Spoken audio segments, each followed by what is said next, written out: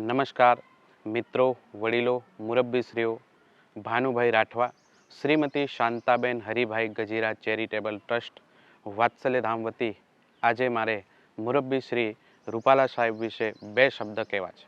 વાત્સલ્યધામ એટલે ગરીબ, નિરાધાર અને રસ્તા પર રખડતા રઝળતા બાળકોને આધાર આપી એને શિક્ષણ, સંસ્કાર, ઘડતર કરીને સ્વાવલંબી બનાવતું ધામ એટલે વાત્સલ્યધામ.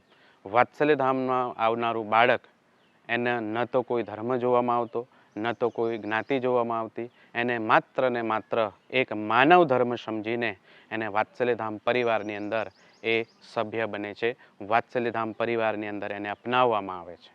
હાલ સુધીમાં વાત્સલ્યધામમાં અત્યારે 1300થી વધારે બાળકો, જેઓ આદિવાસી બાળકો પણ છે, ક્ષત્રિય બાળકો પણ છે, બ્રાહ્મણ સમાજના બાળકો પણ છે, બધા જ સમાજ, બધા જ ધર્મના બાળકો અહીંયા રહીને અભ્યાસ કરીને એનું જીવન ઘડતર કરે છે. 1300થી વધારે બાળકો આજે શિક્ષણ લઈ, સંસ્કાર લઈ અને સ્વાવલંબી બની અને સમાજની અંદર પુનઃસ્થાપિત છે, સમાજની અંદર સ્વમાનભેર જીવે છે. અને અત્યારે 850 બાળકો અત્યારે સંસ્થાની અંદર હયાત છે. આ 18 વર્ષની જર્નીની અંદર મુરબ્બી શ્રી રૂપાલા સાહેબ એ અવારનવાર આ બાળકો વચ્ચે આવી અને અમારા માર્ગદર્શક રહ્યા છે. આ બાળકો વચ્ચે આવી એ રમ્યા છે, આ બાળકો વચ્ચે આવી એ જમ્યા છે અને બાળકોને માર્ગદર્શન પૂરું પાડ્યું છે.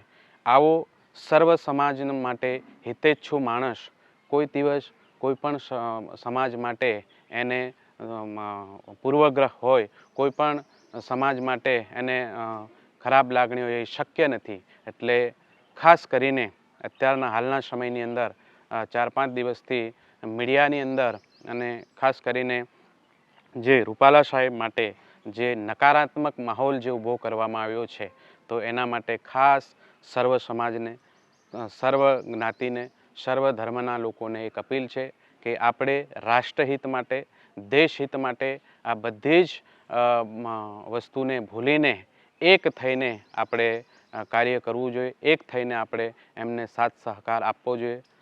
અત્યારે મુરબ્બી શ્રી, માનનીય શ્રી યશસ્વી વડાપ્રધાન શ્રી નરેન્દ્રભાઈ મોદી સાહેબના સાનિધ્યમાં દેશ એ વિકાસની અનેક હરણફાળ ભરી રહ્યો છે.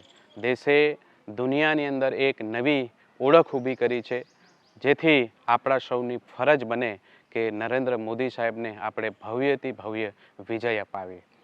પુરુષોત્તમ રૂપાલા સાહેબ શ્રી રાજકોટની સીટ ઉપરથી એમનું જ્યારે ઉમેદવારી થઈ છે, ત્યારે આપણા સૌની ફરજ બને કે એમને આપણે ખૂબ મહેનત કરીને, ખૂબ સાથે રહીને, એકબીજા સાથે રહીને, કોઈ પણ પ્રકારના મતાંતરથી પર રહીને, કોઈ પણ પ્રકારના ભેદભાવથી પર રહીને આપણે એમને મહેનત કરીને એમને ભવ્ય વિજય અપાવીએ અને આપણા દેશના વિકાસની આ વિકાસ યાત્રાની અંદર આપણે સૌ સહભાગી થઈએ.